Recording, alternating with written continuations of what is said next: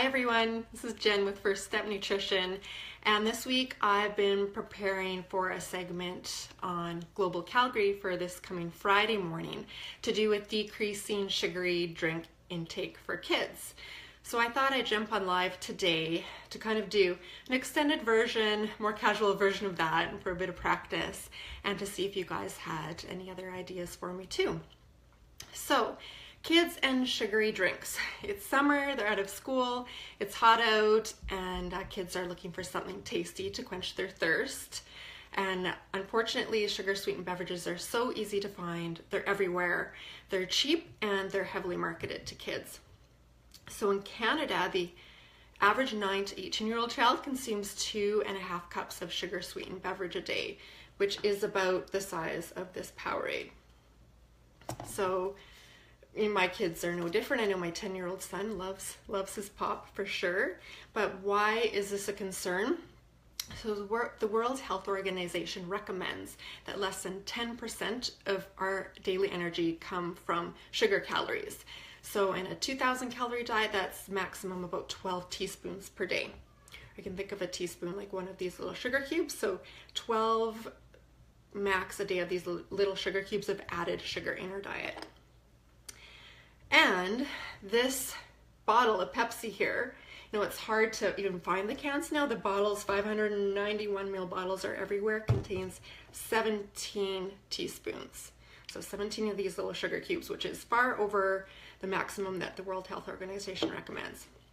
And we know, of course, added sugar causes cavities in kids, but it's also linked to chronic conditions, these sugar sweetened beverages, such as higher rates of cancer, heart disease, obesity, which can all affect kids too. So today I wanted to talk about how we can help kids decrease their intake of sugary drinks, maybe some alternatives.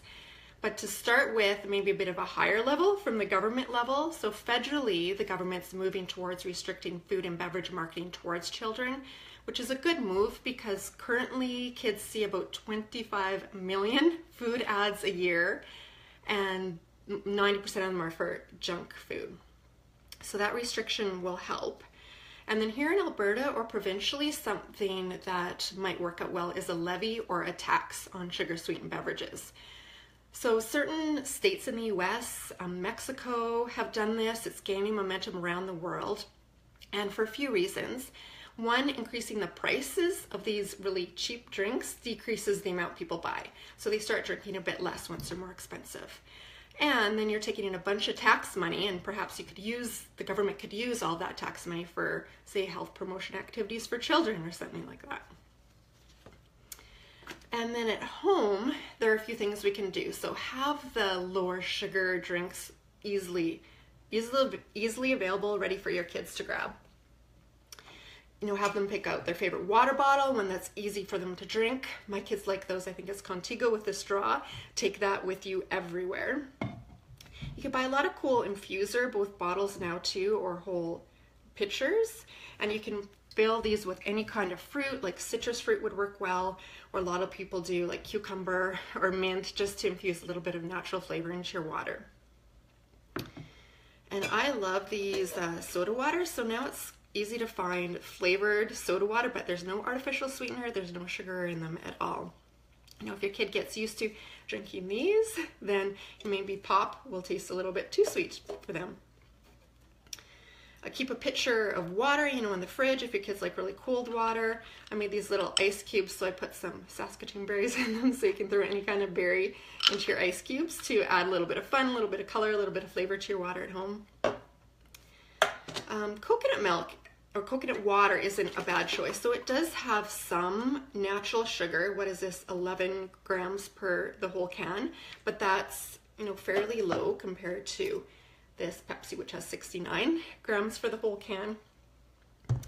And then milk, if your kids like white milk, great. If they like chocolate milk, you can use Quick, that syrup, and just add your own flavor to a smaller degree so it's not quite as sweet as what you would buy in the store.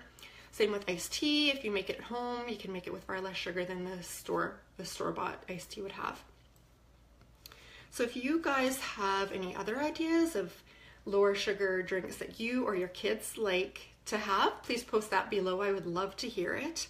And then keep in mind that, you know, as the adults, you can be always a good role model for your kids too, and choose some of these lower sugar drinks for yourself. So yeah, please share your ideas below, and catch me on Global Calgary Friday morning at 8:40. If you're up, if you're around, otherwise I'll post it on my fan page for those who miss it so you can catch it. Thanks for watching.